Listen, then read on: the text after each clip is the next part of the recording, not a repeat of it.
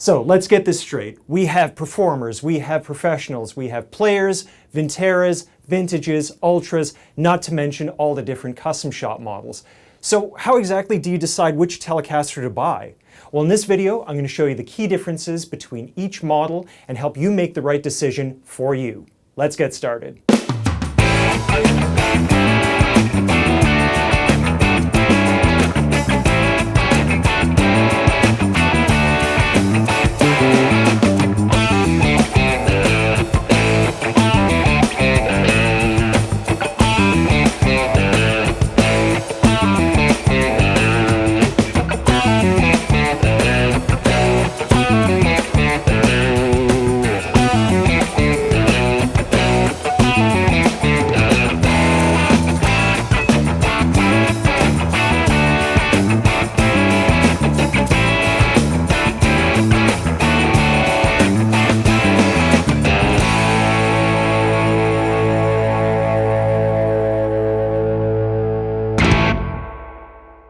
Good day, friends. My name is Justin Waterfield. I work at the Long McQuade store here in Toronto, Ontario. Thank you so much for joining me on this video.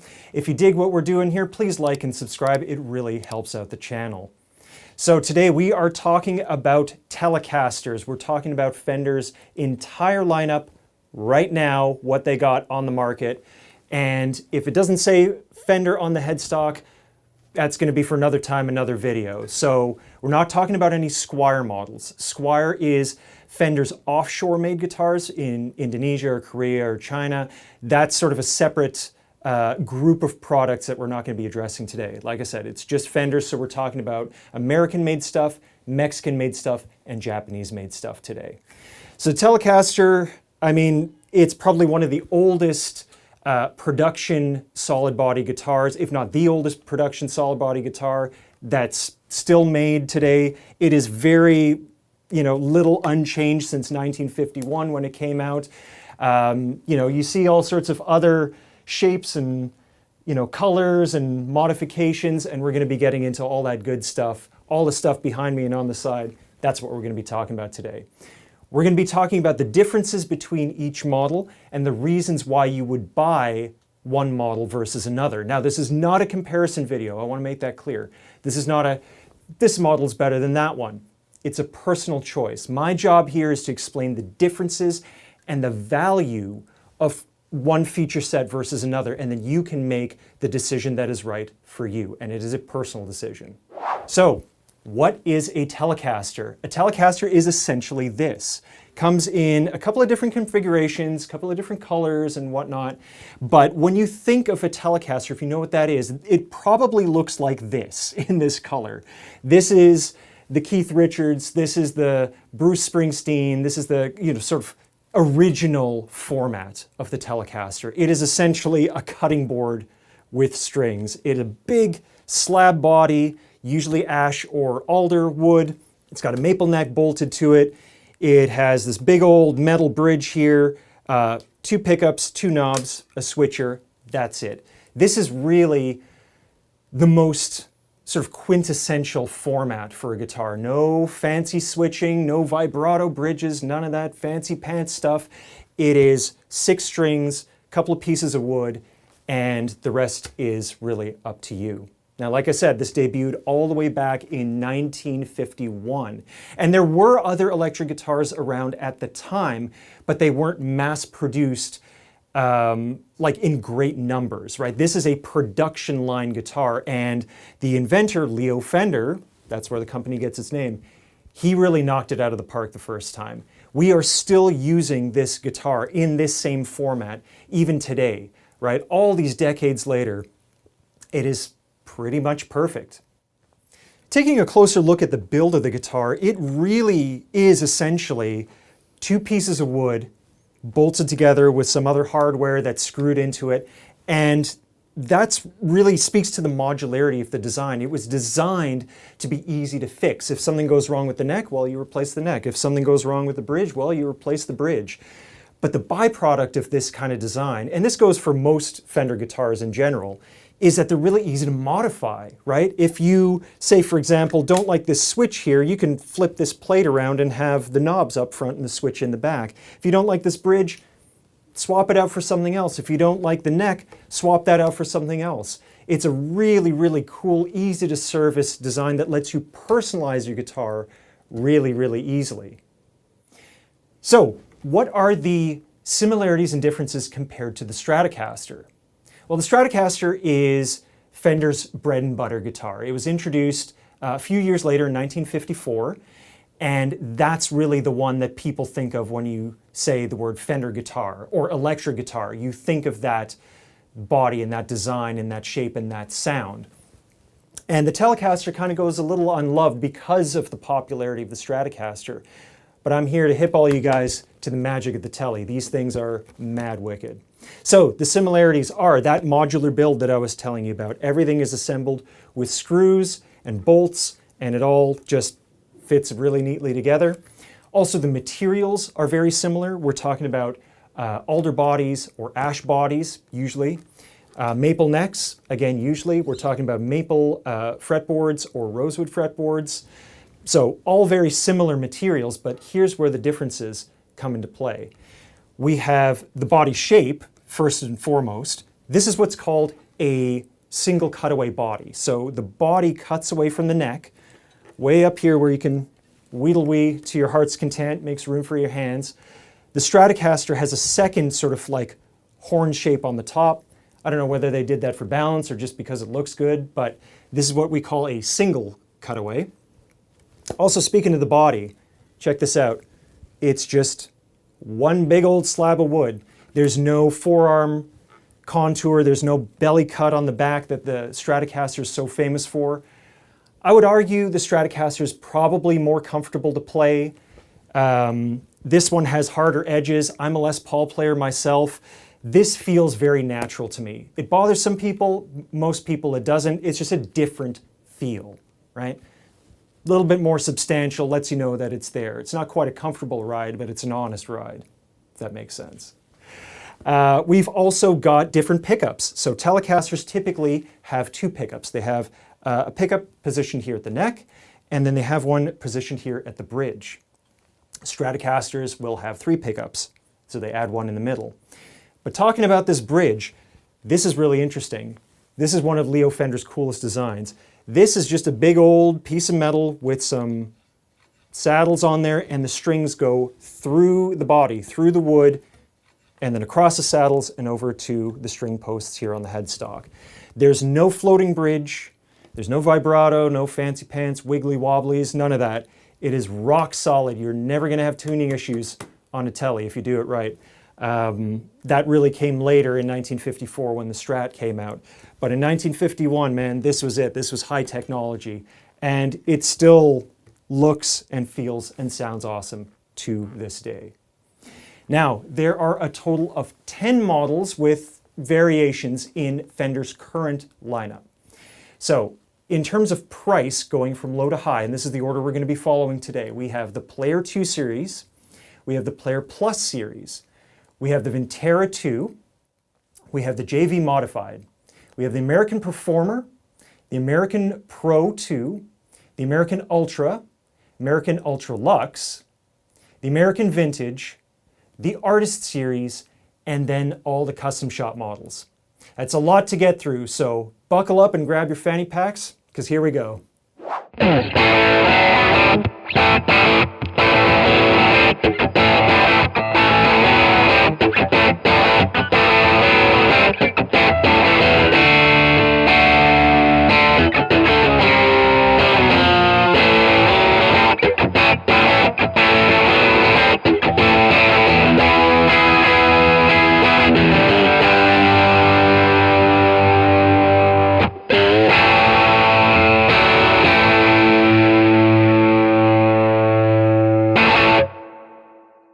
All right, let's get the party started with the Player 2 series.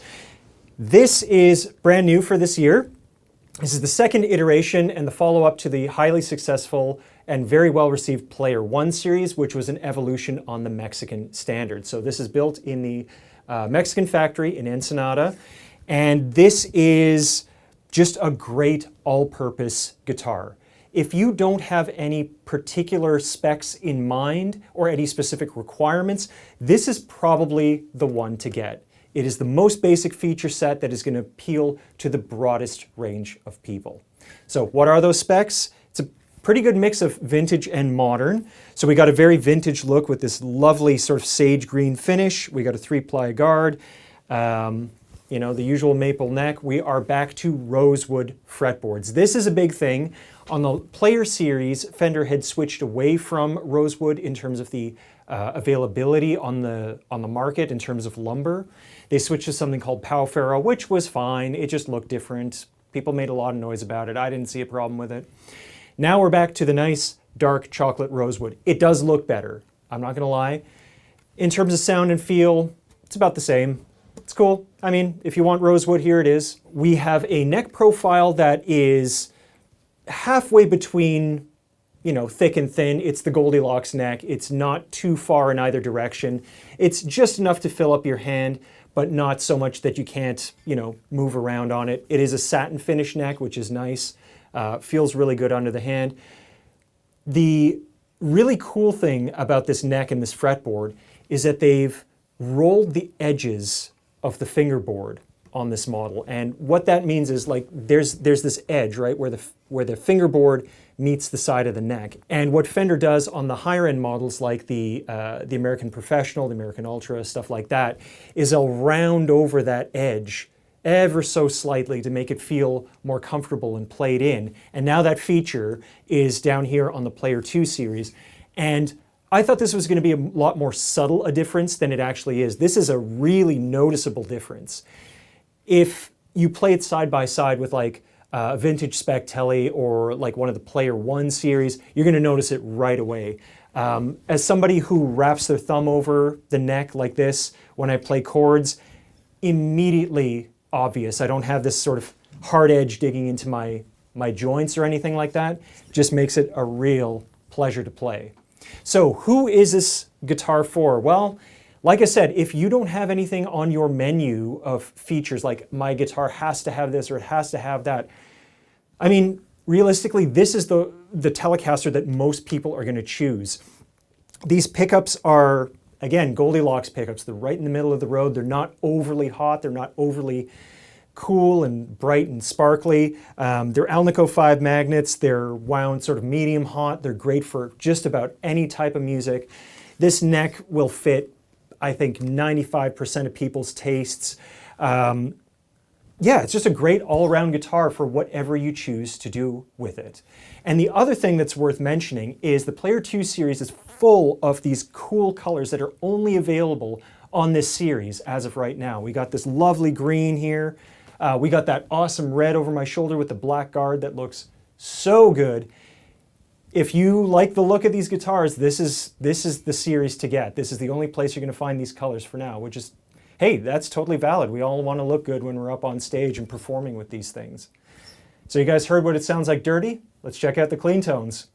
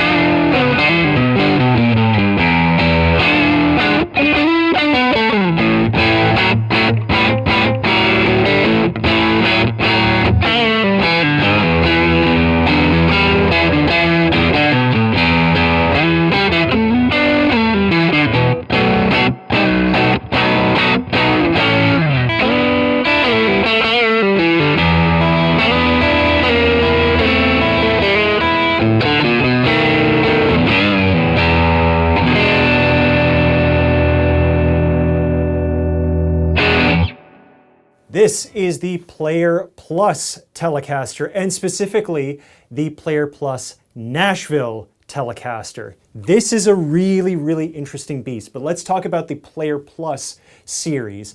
This is basically if you took a player guitar and you added upgrades to it to make it, sound and feel and perform at a little bit of a higher level. Something that you could gig with night after night after night and it'd be like sort of a high performance machine. That's the whole idea of the Player Plus series.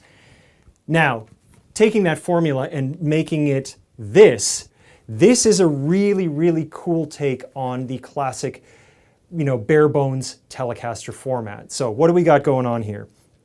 We have different pickups. That's the immediate thing that most people notice. Oh, something different is going on here. Well, let's take a closer look at that. So on a normal Telecaster, you have this single coil pickups. So basically it's just a coil of wire with some magnets in it, and that senses the vibration of the string and shoots it out to the amp through the volume and the tone controls. That's all well and good, but inherent in that design, it can sometimes pick up some noise, some hum, some buzz, some radio interference from like lights and other electronic stuff in the room. And that can be bothersome. Most people just tough it out because to get that kind of tone, hey, that's what you got to deal with. Until now, we have a set of noiseless pickups. So these add an additional coil of wire underneath that cancel out all that hum and buzz. So this is a great feature here for like if you're in a noisy building or like if you're gigging night to night and you're going into unfamiliar situations and unfamiliar rooms and you're not quite sure what the power or RF situation is and you're worried about noise, not going to be a problem with these things. Also, on a normal Telecaster, we have normally two pickups. We have the bridge pickup, which is here, mounted on a slant with those 3 bolts there. And then we got this chrome-covered pickup in the neck.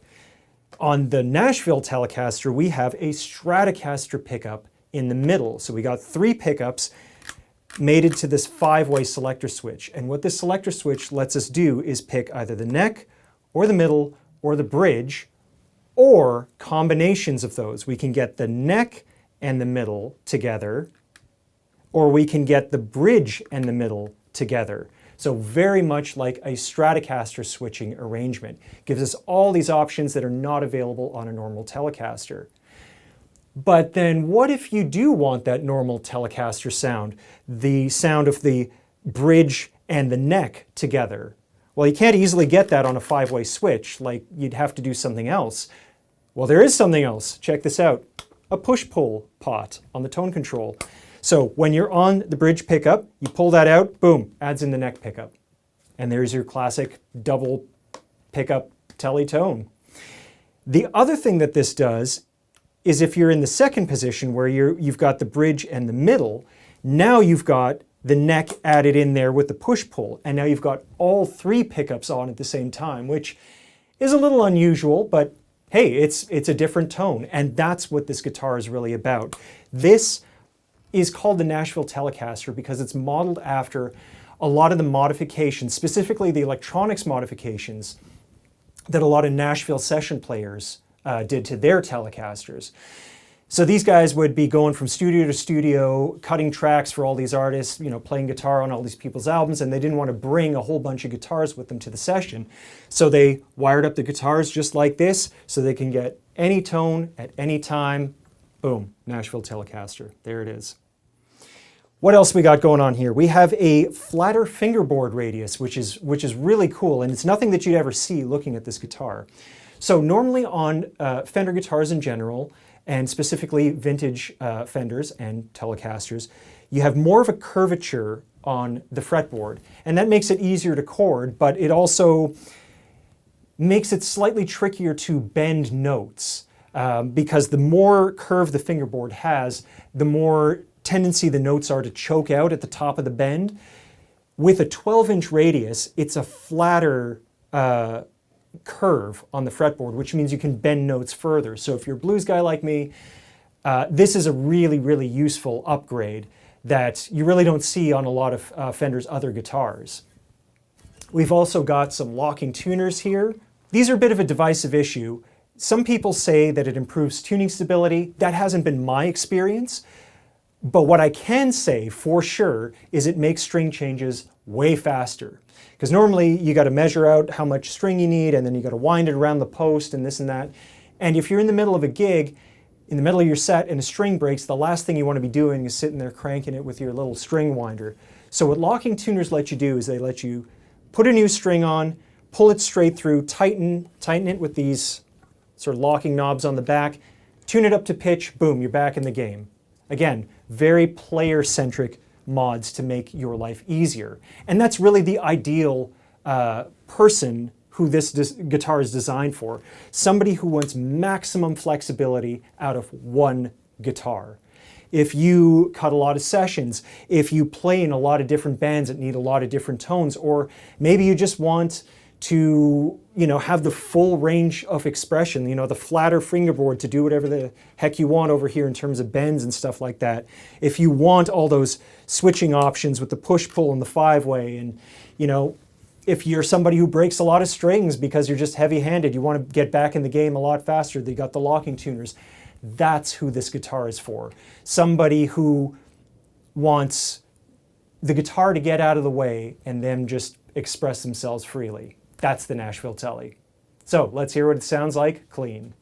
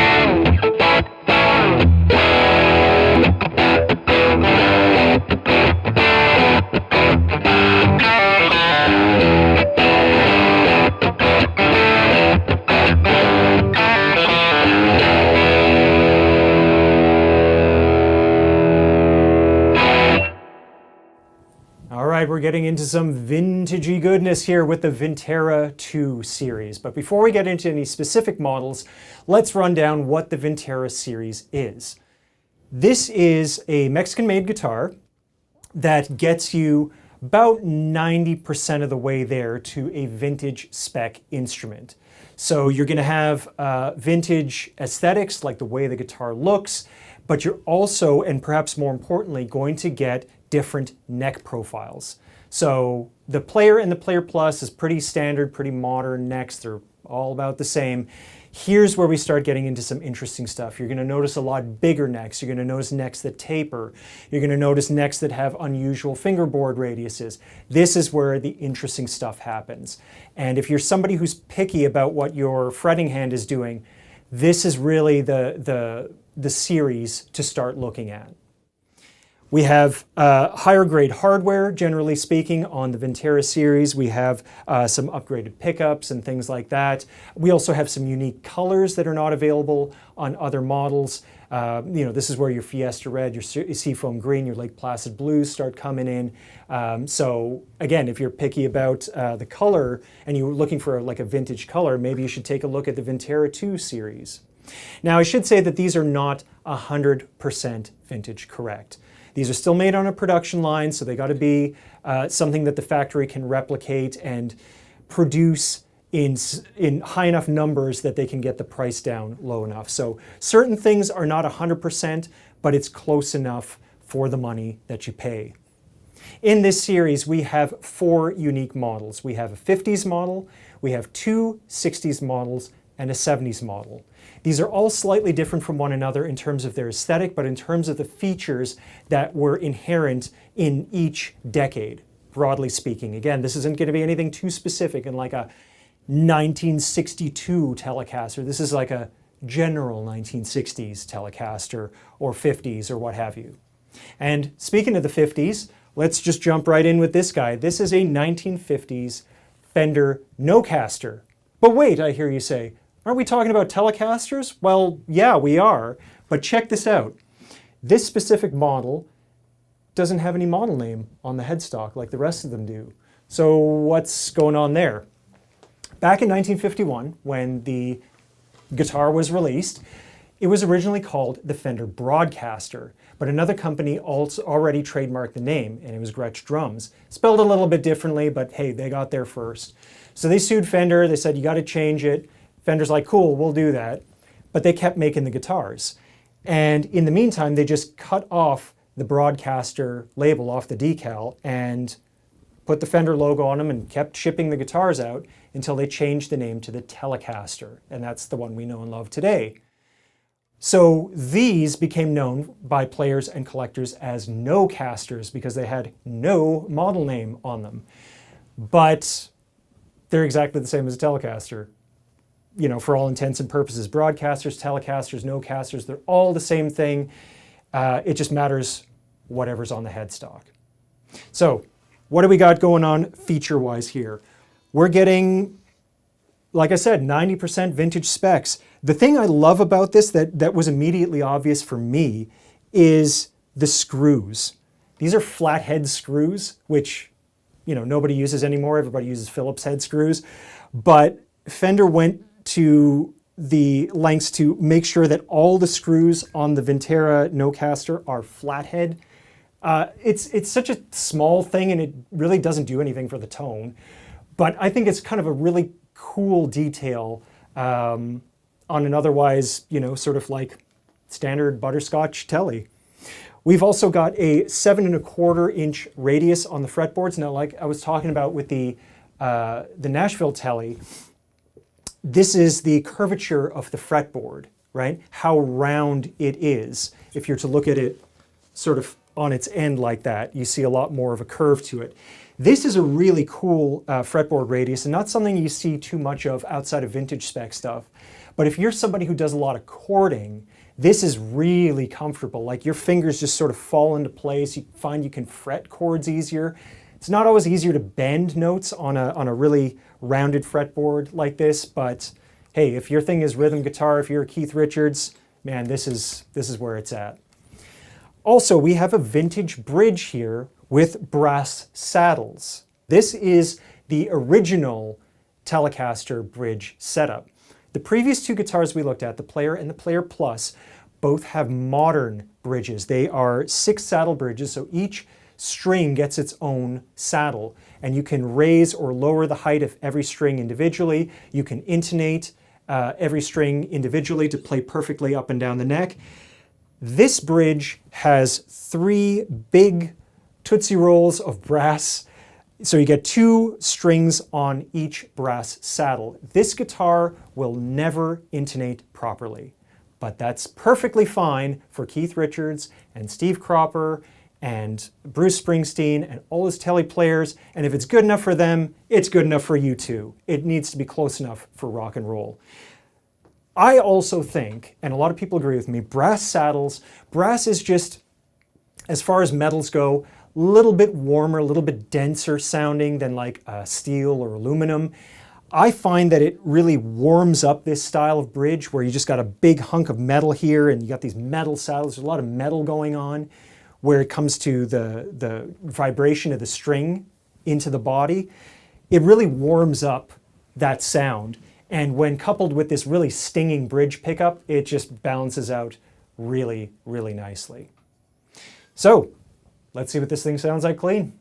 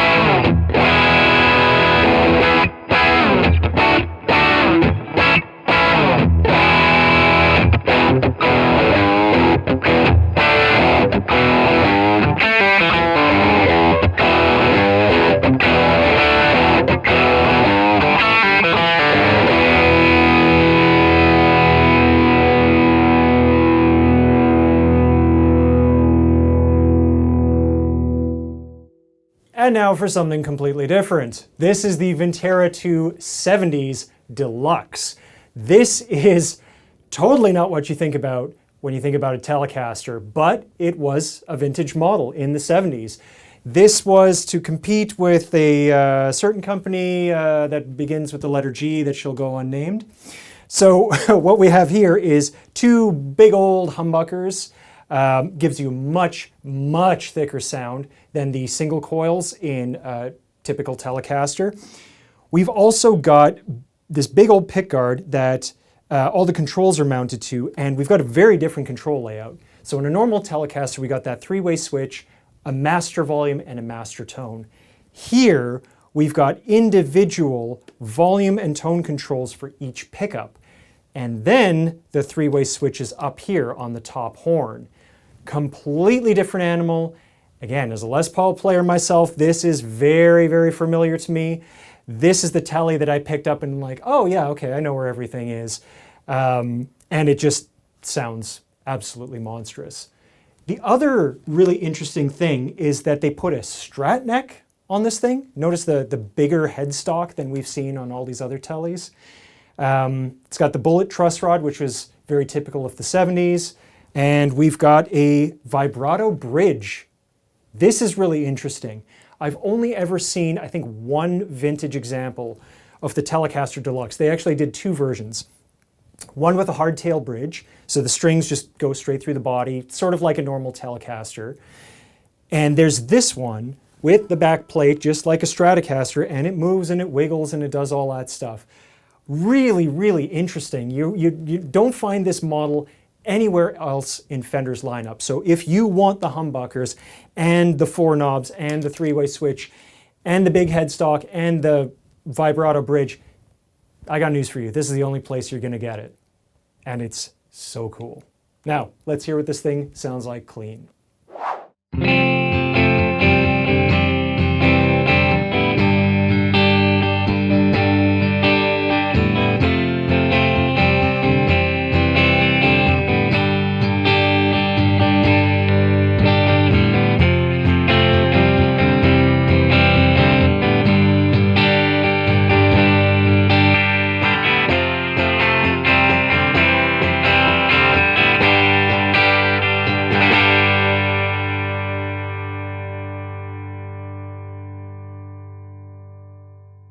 Now, I just want to remind everybody that there are two other Vintera II models that I wasn't able to get for the video today. They are both the 60s model.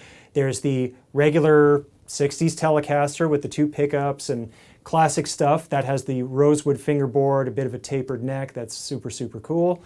And we also have this thin line Telecaster, which is a bit of an odd bird. So you have a hollowed out body, but otherwise a very classic sort of Telecaster setup. It just looks and feels quite a bit different. So unfortunately don't have them today, but the links will be in the description below if you want to have a look. So who is the Vintera II series for? This is for somebody who wants a vintage spec instrument but doesn't want to break the bank. You don't want to spend on an actual vintage instrument, and you don't really want to pay the money for like a custom shop or American vintage instrument.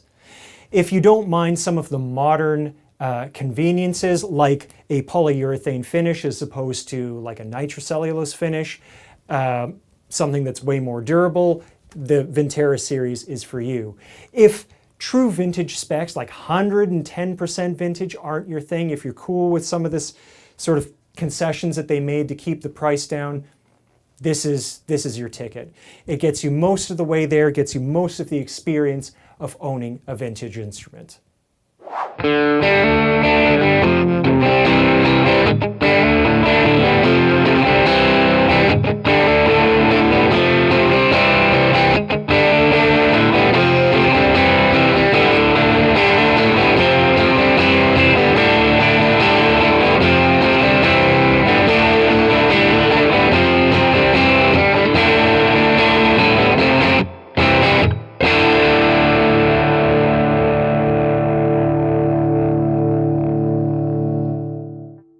All right, let's make a trip across the pond. No, not that pond, the other pond, the Pacific. We're going to Japan for the JV Mod series. This is really, really cool. We are paying tribute to the JV series that came out in the 80s, where you had a really interesting mix of vintage spec and like modern modifications. So on this specific model, this is the 50s version, we have a basswood body, which is not terribly common with like American-made guitars. It is super, super lightweight. I think it's closest to maybe pine or something like that. Super lightweight, super resonant. It just rings for days. It is awesome. This is one of the lightest Telecasters that we have here. It's just super bouncy, resonant. You could play a chord, go away, have a sandwich, come back, the thing's still ringing. It is awesome. But the real treat here, ladies and gentlemen, is this neck. Japanese guitars in general have amazing necks. I don't know what kind of like woodworking jigs they got set up there, but man, oh man, nothing feels like a Japanese neck. And this is definitely the best I've ever tried. This is what's called a V profile. So it's nice and thick, top to bottom, almost like that Nocaster we were looking at, but the sides of the neck, the shoulders are sort of shaved down a little bit, and the neck almost comes to a point right in the center. And it's a really nice leverage point for your thumb to get, you know, good grip on the neck, but if it's time to wrap your thumb over, it doesn't get in the way.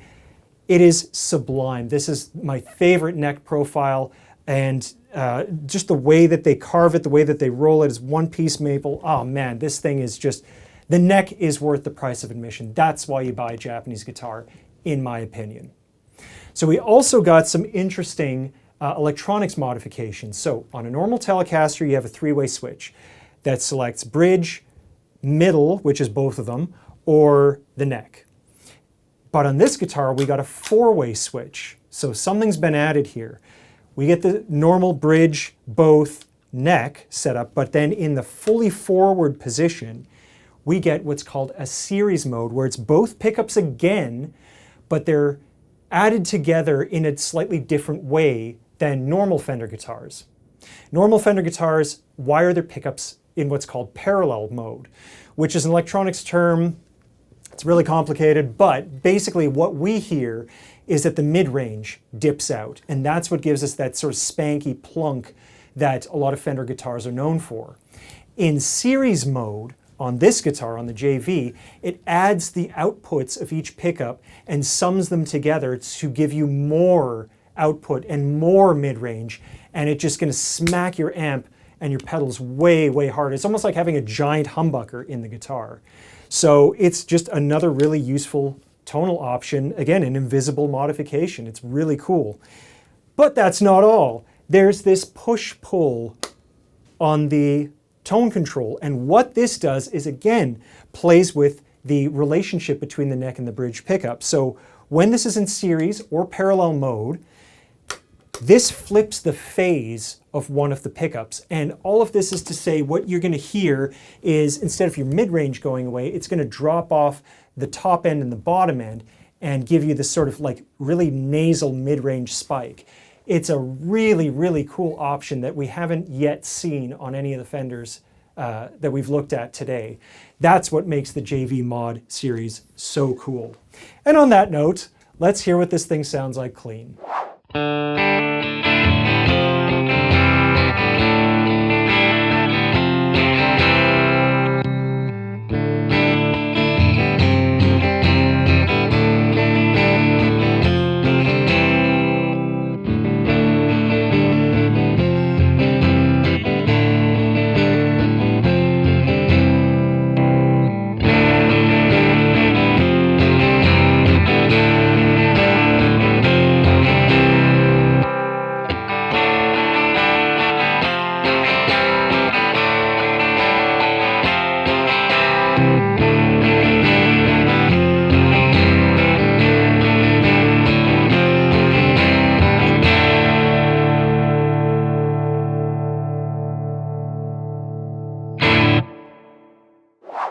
So we're going to come back over to this side of the pond, and we're going to America. This is the American Performer Telecaster. This is the entry level for an American-made Telecaster model from Fender. So it is classic Tele in every way that matters. We got 2 single coils. We got the brass saddle bridge, classic control setup. Something's different going on with the neck. We have huge frets. These are jumbo frets. So they are tall and they are wide. And these are great to do like bends and vibrato on. They're fairly comfortable. Not everybody digs them, but hey, if you're somebody who likes big frets or is used to them, this is your guitar right here. We also have a fully satin neck, which is really nice. A lot of the time, especially on the vintage stuff, you have a maple neck that is glossed over on a lot of models. And it looks great because it's nice and shiny and everything like that, but a lot of people find that their fingers stick to the gloss finish, myself included.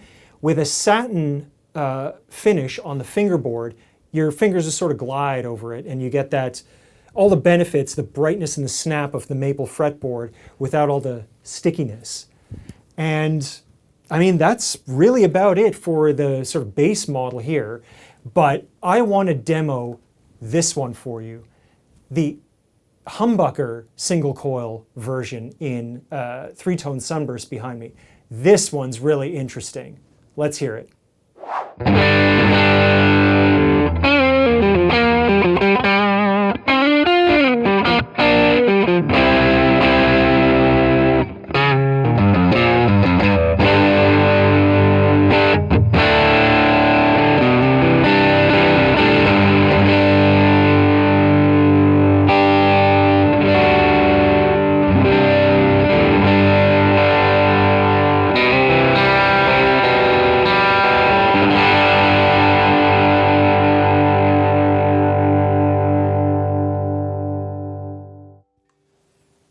So this is the American Performer single coil humbucker, so the SH version, because we got 2 totally different types of pickups in here.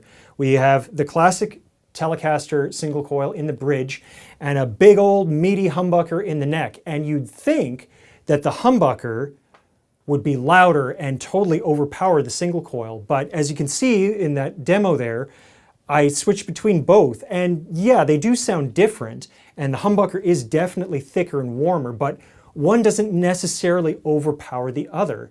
This is a modification that a lot of people have been doing over the years, and I'm not quite sure exactly where it started or who did it first, but there's a lot of Tele players that put humbuckers in the necks of their Teles, as opposed to, the bridge where you think a humbucker would go typically.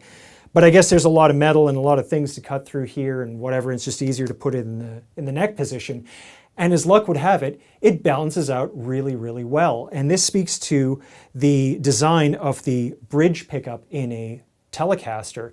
It's really, really powerful. It's overwound for a single coil, and it's big and it's beefy, and you put it up against a double coil humbucker like this, and man, oh man, it really holds its own.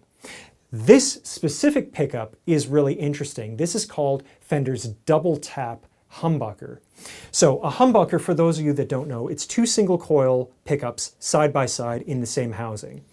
And they're wired in such a way that it gives you more bottom end, more mid-range, way more signal to hit your amp and your pedals with. And some guitars give you the option to split a humbucker. So basically drop one coil from the equation and run it in single coil mode. But the problem there is that you lose a lot of output because you're losing one of the coils of the pickup. This double tap pickup does things a little bit differently, and I'll show you what I mean. So I'm going to kick on my distortion again on the neck pickup. So I'm going to play a G chord in humbucker mode. And then I'm going to pull this switch here. Now it's in single coil mode. You can hear the noise.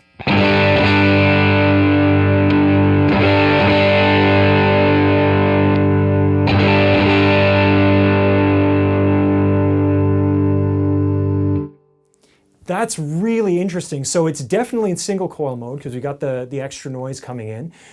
The top end, I hear it as the top end is opening up a bit and the bass sort of goes away and gets tucked in the background a little bit. And then when you're back in humbucker mode, then all that beef comes back. But there's not a huge change in the output level. That's what makes this version of this guitar so cool. This humbucker pickup is really, really interesting in its design in that it gives you true single coil mode without the downside of having a reduced output, and then you got to worry about balancing it against the bridge and this and that. So if you're in the middle position, single coil mode, you get all those lovely middle position teletone.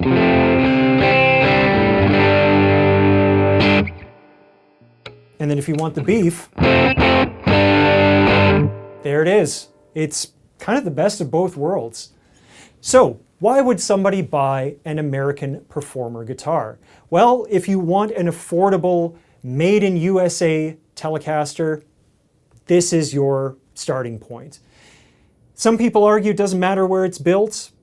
That's fine, that's cool, I can get that logic. A guitar is a guitar and doesn't really matter where it's made. But to some people, yeah, that does matter. They want to know that they're spending on a quality instrument, and that's fine too. Here's where you start. This is made in America, all of it. The pickups and the wiring here is unique to this model. This sort of single and humbucker mode with the double tap. It's very, very, very cool. And you really don't see that elsewhere in the line. Also, like I said with the single coil version, these frets are massive and I don't see them appearing anywhere else. So if you like the setup of this guitar, if you like everything that's going on here, this is your ticket. Now, before we leave the American Performers entirely, let's hear what this thing sounds like clean.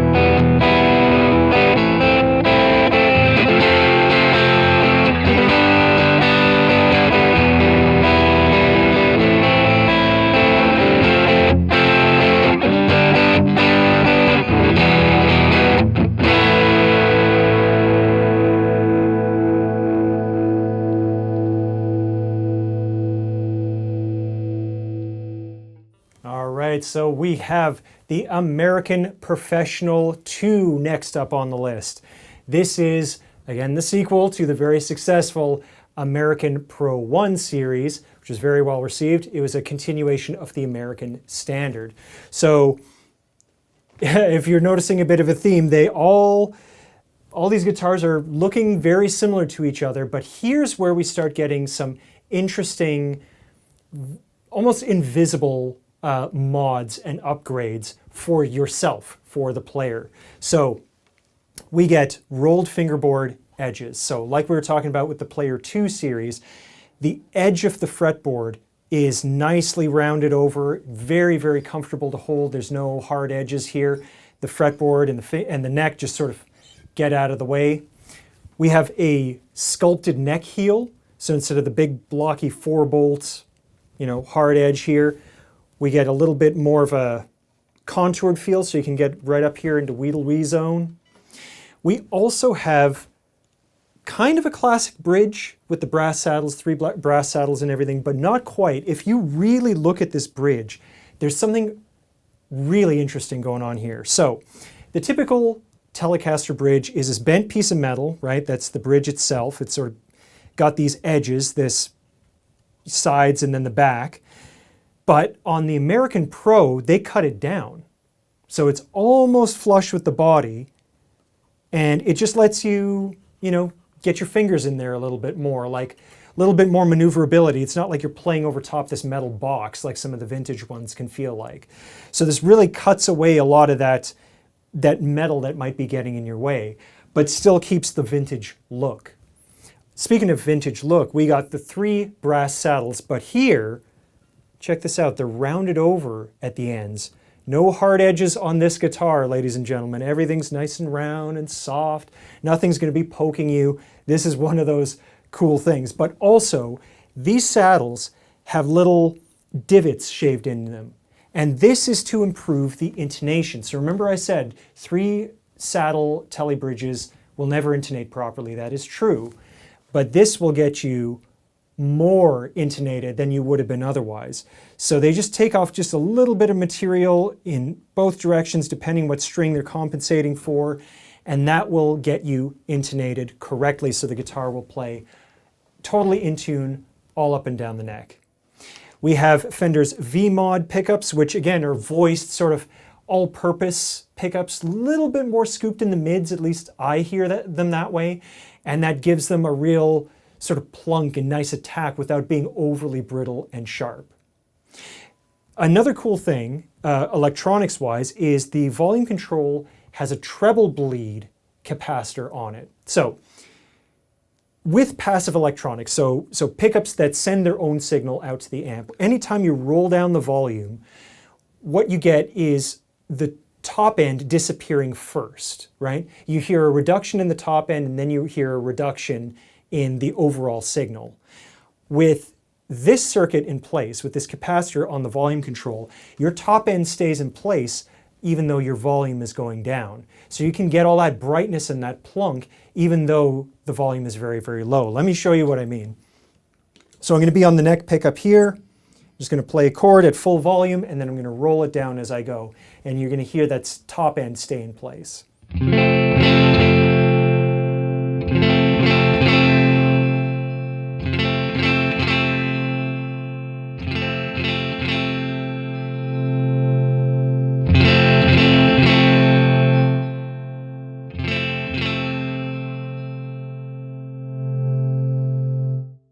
That is very, very useful. If you are somebody who doesn't rely on boost pedals or overdrives or anything like that necessarily to get your different tones, if you're riding the volume, right, as you're playing, again, like I do, this is really, really useful because now all of a sudden your guitar doesn't darken up every time you touch the volume knob, right, and roll it down to get a cleaner sound. Now you can get that crispness and that definition even when you're hitting your amp and your pedals with less signal. That is a really, really useful mod. We've also got a bit of a different model to show you, and that's this guy over here.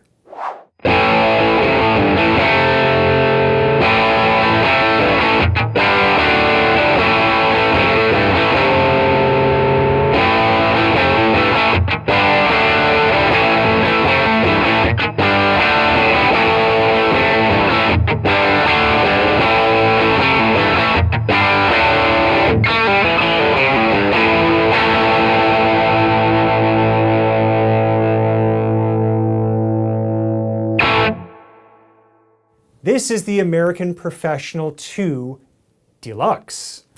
So we have the 2 humbucker setup, like we saw on the Vintera 70s. These are the same double tap humbuckers that we saw on the American Performer, and now we got 2 of them to play with. So here we could potentially get humbucker single, or humbucker single, or both singles, or both humbuckers. Very, very flexible.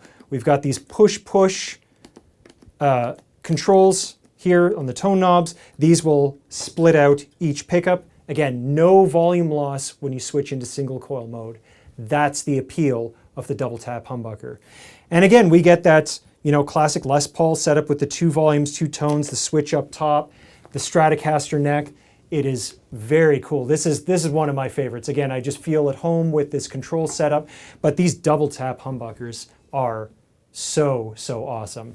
And speaking of that, let's hear what it sounds like clean.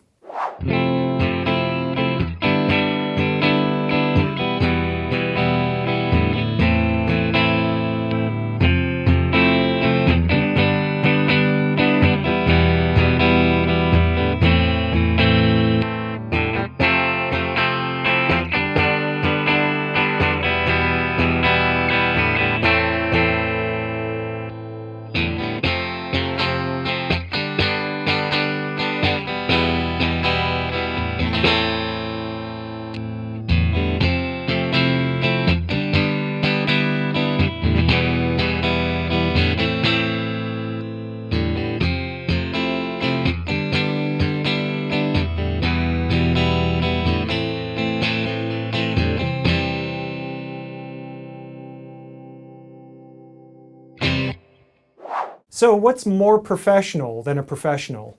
I'm glad you asked. It's the Ultra. This is the American Ultra Telecaster. This is building on the professional in terms of making a very, very, very modern Telecaster. This is a high-performance guitar that just so happens to look like a Telecaster.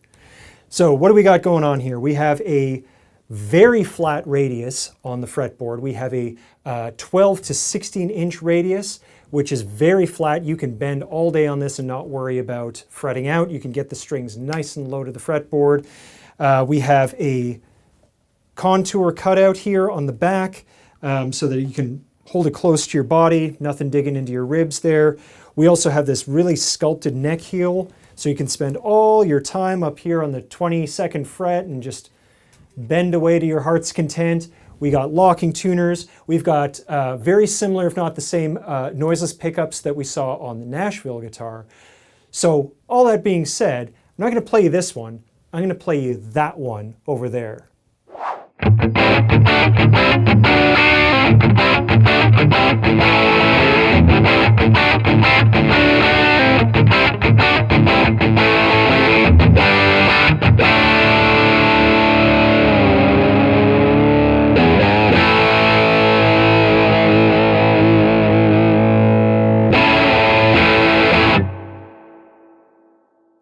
American Ultra Luxe HH model.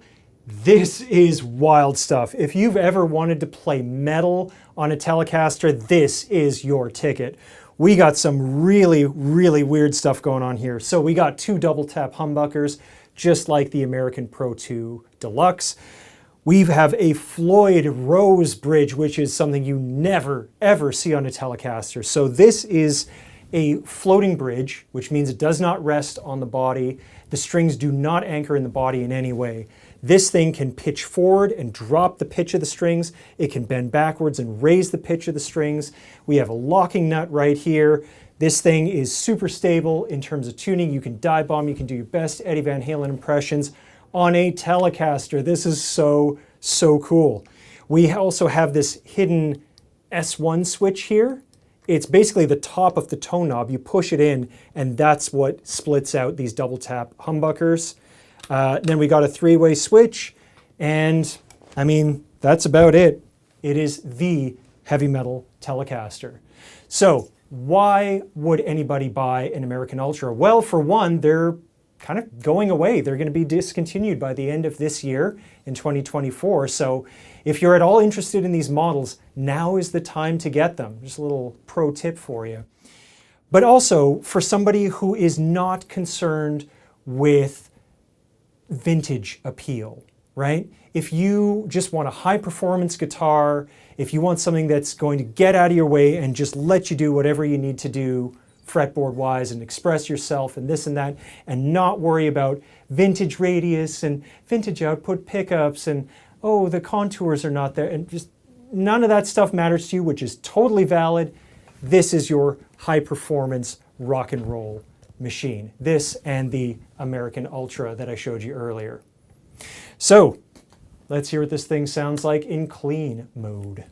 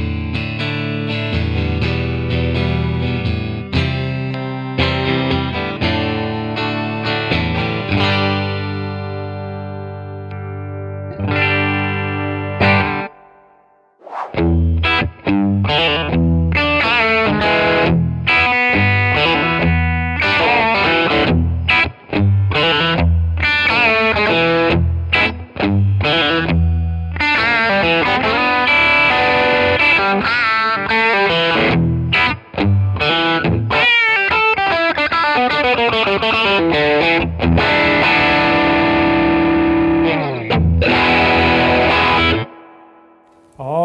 yeah, now let's talk about the Artist Series. This is a bit of a broad category. So this series encapsulates guitars from the Japanese factory, the Mexican factory, and the American factory. And these are all tailor-made to specific Fender artists. So they will have certain features or throwbacks or unique attributes that are not necessarily available on other production line Fenders, or at least not in the same combination as other production line Fenders. So the one I have here with me today, this is the Brad Paisley guitar. I love Brad Paisley. That dude is one of the meanest guitar players around. And this guitar is lovely. If you've never picked up one of these at your local store, you're in for a treat. This thing weighs next to nothing. It is like, seriously, like 4 or 5 pounds. It's nothing. This is a spruce top and back with a Paulownia core. I've never heard of Paulownia. I don't know. All this is to say, super, super lightweight. It feels like it's made out of balsa wood, but it's, you know, it's as tough as anything else. It's super light and it's super bright. If you've ever listened to Brad Paisley, he is like the king of twang, okay?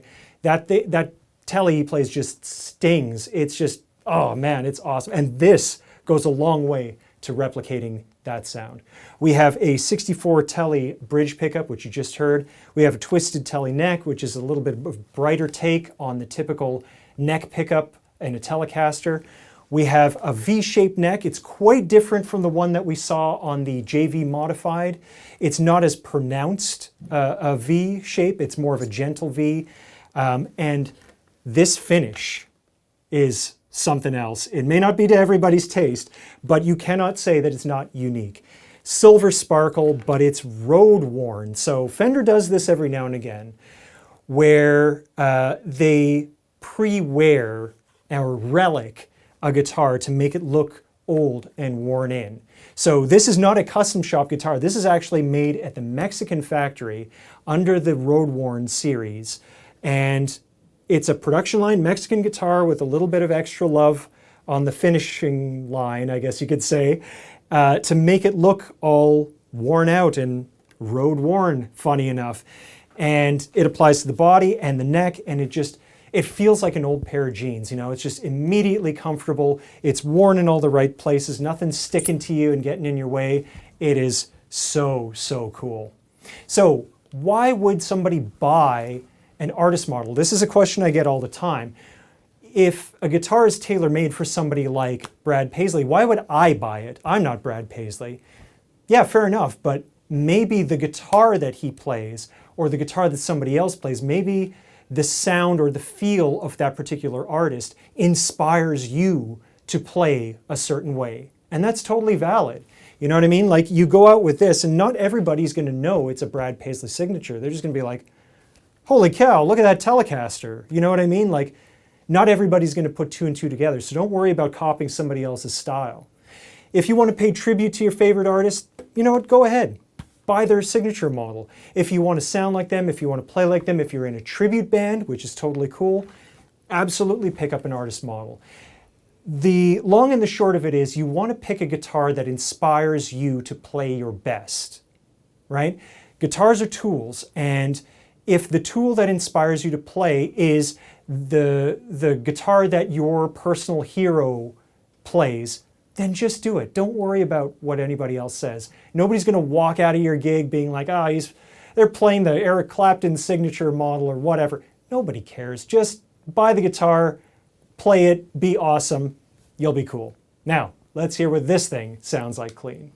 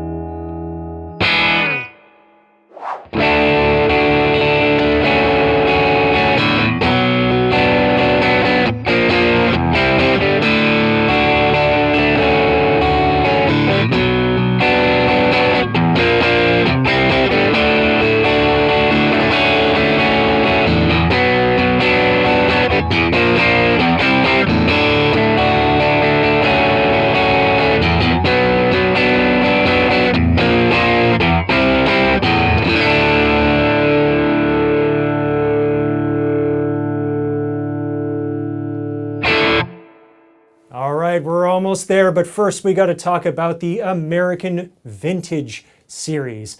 This is almost at the top of the ladder. This is in the higher end of the American-made instruments, and this is as close as you're going to get to a vintage instrument without going to the custom shop. So what you get here is super specific vintage specs that are unique to specific model years. And we're talking about 50s models, 60s models, and 70s models. There's a few different models here that we're going to talk about, and we're going to get to those individual ones in a second. We are talking about unique neck profiles that are specific to these certain model years. So it's not just the big fat chunky ones. You get some sort of oddball tapering things and some fretboards that are not totally solid slab board rosewood. Sometimes they're put on in a slightly different way. So unique things going on with the necks. We have period correct finishes. This is where you're going to start seeing nitrocellulose finish. Nitrocellulose was a formulation of paint that instrument makers and furniture makers used to use back in the day. It's pretty dangerous to spray with. It's considered a hazard. So they're only able to use it in small quantities in controlled environments. So nitrocellulose finishes are really reserved for a company's top-end products. And that's what we've got here. This would be like opening up a brand new Telecaster back in 1960 whatever or 1950 whatever. If you took a time machine back to that time and you said, yes, give me a broadcaster, give me a Telecaster, and you open the case, this is pretty much what you'd find, brand new. We also have vintage correct hardware, vintage correct pickups. The whole thing is as vintage correct, even down to the case, as it can possibly be. In the American Vintage line, there are 6 unique models. I've only got 5 of them to show you today. I couldn't get the 6th one, but here we go. So the American Vintage 51 style, you've already seen that. You heard that on the intro when I was playing you some James Gang. That's the one I introduced you to when we went over sort of what is a Telecaster. So I'm going to leave that one on the shelf. Let's talk about the 1963 Telecaster, which is this one. We have a big old alder body. We have a tapered 60 style neck. So this is not as huge as the 50 style. It's not a baseball bat. It's fairly thin down here by the nut, but as you go up the neck, it definitely thickens out to what you would expect a vintage neck to be. So down here, when you're doing all your chording and everything, it's nice and easy. And then up here, you've got all this extra wood around the back to brace your thumb against so you can do all your acrobatics. Very, very cool. We have a rosewood fretboard, but if you take a look right here on the edge, it's not a big slab of rosewood that they glue onto the maple fretboard. It's what's called a round lam rosewood fretboard. Round lamination. It follows the radius of the fretboard. There's differing opinions as to why they did this. Some say it was to save on the amount of rosewood. Some say that had nothing to do with it. I don't know why it is, but it is. And it's a rosewood fretboard and it sounds and feels great. Like I said, we got a nitro finish going on for this model. That's what they would have used in 1963, and that's what you're getting here. Last thing we're going to talk about is these saddles. So we got a 3-saddle vintage Tele bridge, so much the same as the 51, but we have steel saddles instead of brass saddles. So I alluded to this earlier in the video. These are much brighter sounding, all other things considered equal, than brass saddles. But the other thing that's interesting is that these have little notches in them. They're not just smooth pieces of steel. These are threaded, right? As if it was like a screw or something. And the strings actually have these little grooves to sit in. So you can, get a lot more meticulous with your string spacing, and these strings aren't going to jump around on you if you do a lot of heavy-handed bends, or if you have your guitar in a low tuning and there's less tension on the strings to keep them seated. Having them threaded is a really, really good idea. So that's what's going on with the 60s model. And you heard it dirty, so let's do it clean.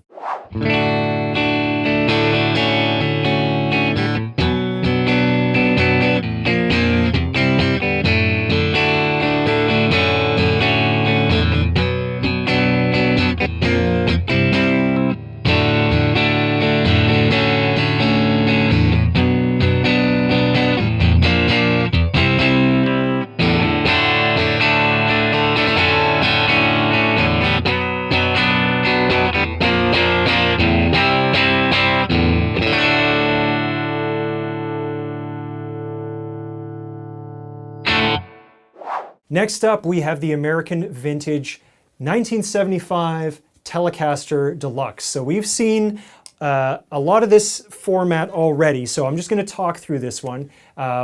In playing it, it's going to be very similar to what we already looked at, and there's another one here that I really want you to hear instead. So what do we got going on for the 75 Deluxe? We have the two wide range humbuckers. These are voiced a little bit brighter than the more modern, like the double tap humbuckers. They use slightly different magnets, but still in the same kind of wheelhouse. We still got a Stratocaster neck with the bullet truss rod, very classic sort of 70s. Very thin neck profile, which again is very classic 70s. This is a polyurethane finish, so it's not the nitro finish that we saw on the 50s and the 60s model, but again, this is what they would have used in the 70s. They'd switched away from nitrocellulose, and that's what you're getting here. The interesting thing about this one is this bridge type is classically what we would think of when we think of a Tele Deluxe. This is a fixed hardtail bridge. You used to see this bridge on hardtail Strats, as rare as they are, where the strings just go straight through the body like a Telecaster, but they come out and they have individual cast steel saddles for separate string height and separate intonation. So this is the classic format for the Deluxe Telecaster, like I was saying. And it is one cool guitar. Little bit thin on the neck profile, little bit on the heavier side, but hey man, it's the 70s. That's what was going on. So that other guitar I want to play for you, it's hiding out in that back corner. Let me go get it for you.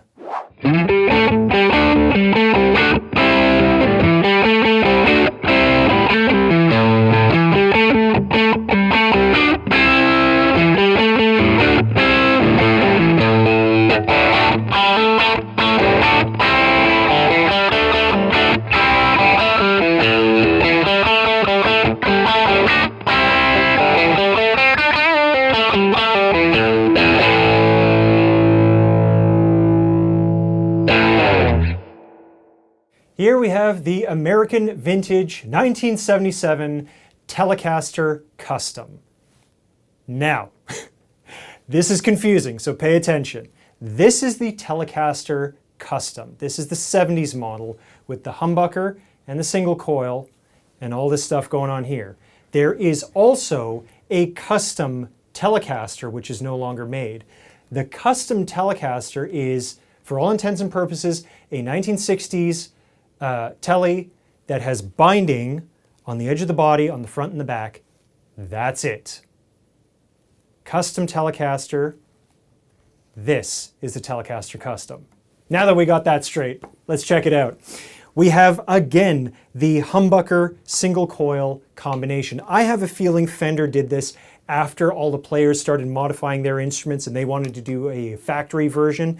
So they basically took the Tele Deluxe and threw a normal Telecaster bridge and Telecaster pickup in there and gave you the best of both worlds. So we still have the 4-knob control layout, 2 volumes and 2 tones, one for each pickup, and then the 3-way selector here. But we get a Telecaster neck. So it's a bit of a mashup between a real Telecaster and the Telecaster Deluxe. I think it's really cool, and if you've been following the Rolling Stones or look at any Rolling Stones footage from back in the 70s and the 80s, this was the model, I believe, that Keith Richards was playing. I think he had a black one like this, and you know, it's good enough for Keith, it's good enough for the rest of us. Now let's hear it clean.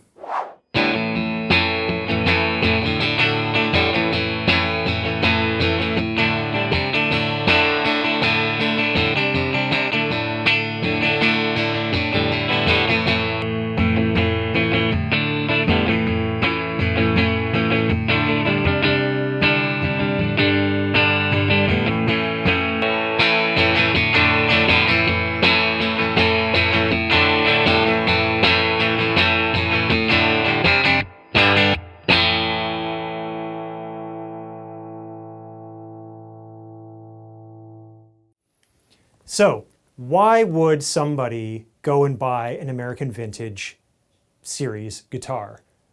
And I think a lot of that comes down to whether or not you want the experience of owning a vintage guitar. It's not really vintage, but the experience of, let me put it another way, the experience of going back in time, opening up the case and getting a nice, fresh guitar back in 1977 or 63 or 51 or whatever it is.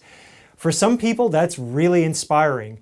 We talked about this a little bit with the artist models, that sometimes people are very inspired by what their favorite artists play. Sometimes it's not their signature model. Sometimes it's the vintage guitars that they used to play when they were, younger in the 50s or the 60s or the 70s, right?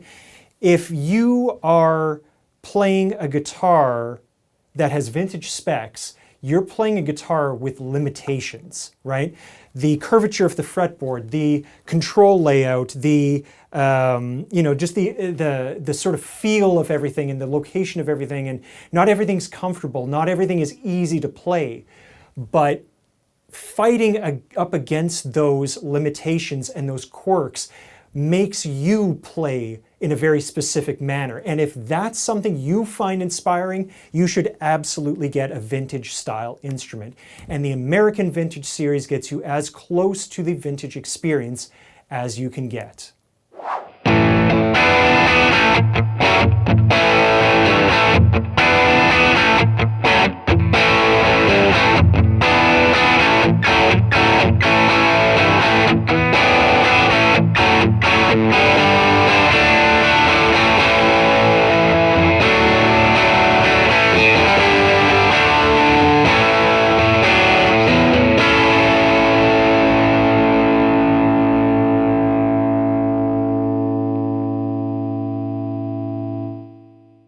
All right, we've finished our meal for the day. Now it's time for a lovely chocolatey dessert.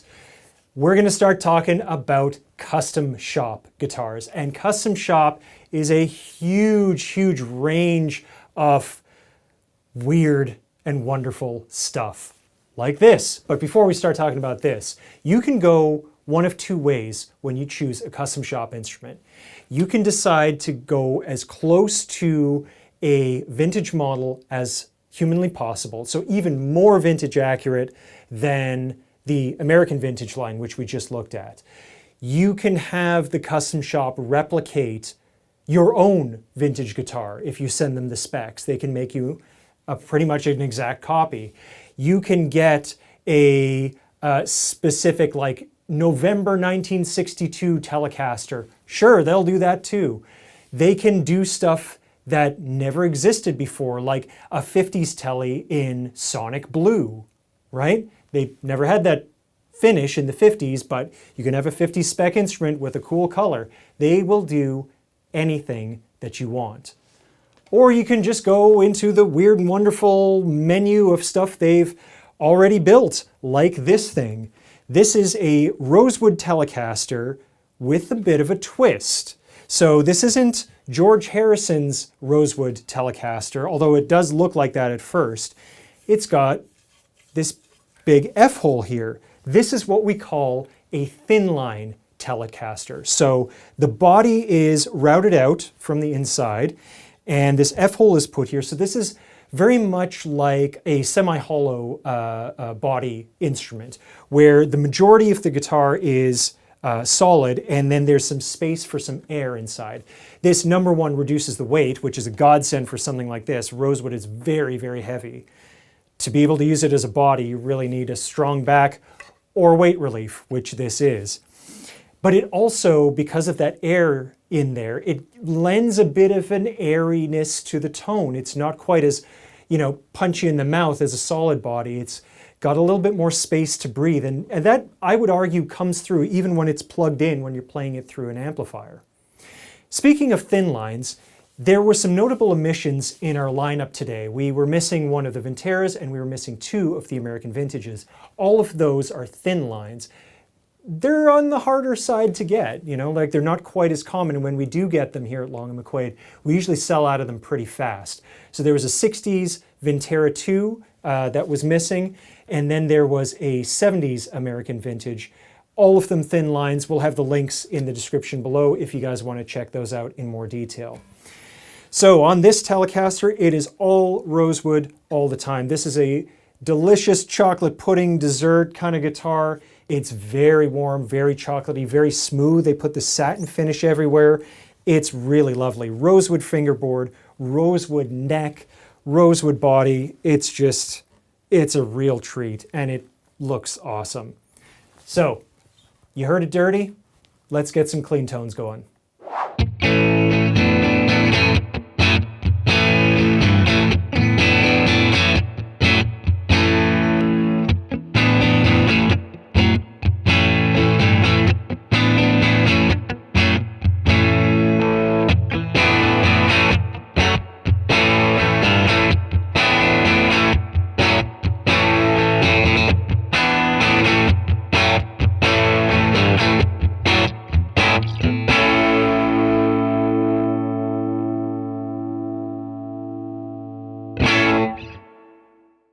Whoa, that was a lot of content. I hope you guys found that interesting, and I hope you guys can take away something of value. And I want to thank you profusely for sticking with me to the end. I really, really appreciate you spending your time with me. Most, if not all, of these guitars are going to be available at your local Long McQuade store, so make sure you head down and check them out and put them in your hands and see for yourself which one might be for you. And the links to everything will be in the description below if shopping online is your thing. Please remember to like and subscribe if you dig what we're doing here. It really helps out the channel. And again, my name is Justin Waterfield. Thank you so much. I'll see you next time.